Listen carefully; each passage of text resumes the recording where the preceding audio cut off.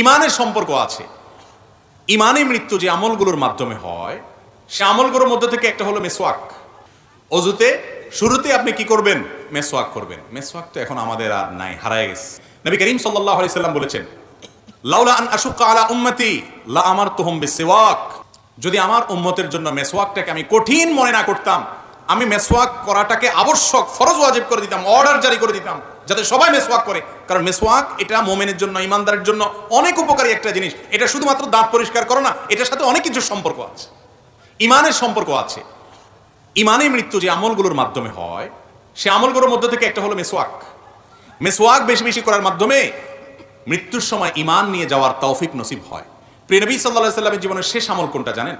একবারে শেষ আমল, যার পর আর কিছু করতে পারেন নাই, নিঃশ্বাস বন্ধ হয়ে আল্লাহর কাছে চলে গেছেন, রফিকে আলার সাথে সাক্ষাৎ করতে গেছেন।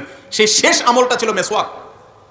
নবী করিম সাল্লাল্লাহু আলাইহি সাল্লাম আয়েশা রাদিয়াল্লাহু তাআলা আনহার কোলে মাথা রেখে তিনি যখন অসুস্থ, মৃত্যুসজ্জায় শায়িত, মারা যাওয়ার ঠিক আগ মুহূর্তে, ওয়াফাতের ঠিক আগ মুহূর্তে তার মেসওয়াকটা দিয়েছেন আয়েশা রাদিয়াল্লাহু তাআলা আনহাকে।